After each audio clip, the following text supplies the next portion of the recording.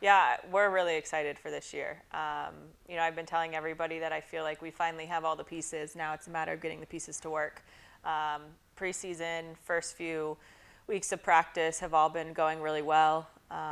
They're catching on to new systems and new ideas that we developed over the summer to kind of get those pieces to form. So we're really excited. We've got a really good group of girls, and we can't wait to kind of get to our first scrimmage to see it all come together. I mean, I think one of the things that people don't realize is that this is our third year in Division II, and we've never had a full season of preseason and postseason. COVID hit during our first year, so it canceled our postseason, and then preseason last year, the university shut down, so we didn't even see our girls until after Christmas, and then we got shut down again postseason. And so, yeah, we're just looking forward to a complete year this year, which is really exciting. But the girls came in really ready and hungry. Our returners came in really well. We have a slew of new faces. So they came in really ready and willing to adapt to our new philosophy and system. We did a lot of talking about what our identity is and what we want to become. We've had 2 seasons under our belt in the Mountain East. And it's just a matter of what Frostburg women's basketball is in the Mountain East, and finding that identity and finding the pieces and recruiting and filling those pieces. So all the credit to the girls. They came in really, really ready and really eager to kind of, I told them when we first started, year 3 was the year. Like, we've got to make something happen in year 3. And I think they really bought into that. So, yeah, we're excited to kind of get the ball rolling here. We established captains, but I do feel like all of them have taken on some sort of role this year as a leader. Morgan is always on top of her, on top of everything, being able to talk through things, as well as Ari. They have really good basketball minds. So a lot of, especially Ari, they gravitate to her, ask her questions about what's going on. They communicate well. Cece has been that point guard for us for the last 2 seasons. So her coming into that role again, still trying to find her voice. She's she does a lot of productive things on the floor, and we're still trying to find that voice, but she's always going to work hard. So that's how she leads, is that she's going to do all of those little things. Rihanna Hall is just a powerhouse. I always say, if I see her barreling down the paint, I'm not getting in her way. And she is such a life and a personality on our team. So she brings that to our team. So each of them bring kind of something different, which is really great for all of our new faces, because we have a ton this year. I think they even outnumber our returners. So it's really great for each of them to bring a little bit something different to the table, that the freshmen and the transfers can kind of gravitate to that. Yeah, so, as you talk, names are just popping into my head. A lot of our freshmen are bringing exactly that. So obviously we recruit everybody for a role and for a reason, and this is where you fit in our puzzle. I think Olivia Smith, Harley Herndon, their IQ is so through the roof that when we put in stuff, they know every other position already.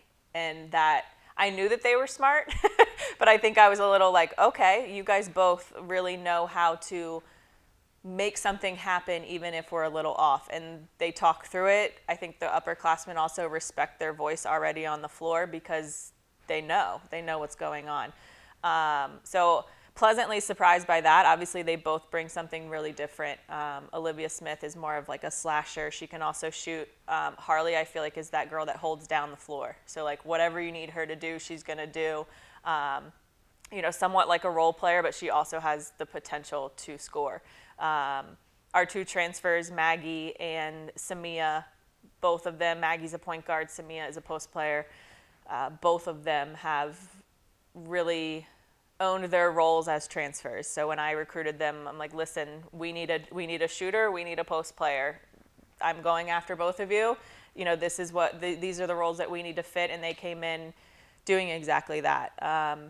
They both have experience from cultures that were successful as well, both at the scholarship level. One Division I, one Division II, so they have that mindset, which they brought in, that mindset of you work hard every single possession and you play hard. So both of them are also adding to that. And all the rest of our freshmen are just doing an incredible job. You could go down the entire list. And, Sanaya brings a vocal presence that we need as a guard, and Jasmine brings a presence inside that, as she continues to grow and learn within the program. As a freshman post player, you have time to grow underneath these two others that we have. So, we're just doing an incredible job. I don't have much negative to say about any of our girls right now because they're just putting in the work. Yeah, so that Jim Crawley Conference Challenge is the PSAC, Mountain East crossover. So we do have those two strong PSAC teams coming, Shepherd and UPJ, and we're excited. We've seen Shepherd before. We haven't seen UPJ before. We competed with Shepherd in year one when we went down there and played them. So we're excited to just, one, have the Jim Crawley tournament again because it's been first year it was canceled because it was our first year in D2 and we just couldn't get it together. Second year it was obviously canceled due to COVID and we didn't play any non-conference games. So I'm just thrilled to honor Jim Crawley again, see Jim and Nancy back in the stands, and have that tournament for them. But it's going to be competitive and it's really going to set our tone and set our pace of where we stand. Facing some two really good PSAC opponents and then heading into conference play pretty soon after that it's going to be a good weekend to figure out where we are and where we stand. I think the Mountain East is wide open this year. We have lots of coaching changes, lots of transfers out of the Mountain East, lots of different faces. So I think it's going to be really imperative for us to break down film and see what everybody has, but for us to be able to have that home and away series gives us back to the familiarity of we've got them again, protect your home floor, take care of business also on the road. But we know where we want to be and where we have to compete. We're going to compete every single night, but this group wants to get to Wheeling at the end of the year and play in the MEC tournament. So we just have to take it one game at a time and not look too far ahead of the schedule and just, it starts one game at a time and keep chipping away. That home and away series is also really beneficial because you can learn from game one, improve game two, but game one is just as important as game two as well. Yeah, it's almost yet to be determined. I wish our first scrimmage is this Saturday, but when we're playing our best in practice, we are fast paced, we are scoring, we are defending. We're just a complete unit, and that's what we want. We have so many threats this year. It's not just we're relying on one or two people to score the basketball. We have multiple threats, and we have a bench as well, which is also really exciting in our depth. And just when we're clicking on all cylinders, you'll see it, you'll know it, because it's going to be pretty basketball at the end of the day. Very unselfish play. Very aggressive, very high energy. So that's what we're looking to bring, and we have the pieces. Like I said, it's just a matter of getting everybody to believe in the system and work together as one unit, and we'll come out with wins at the end of the day.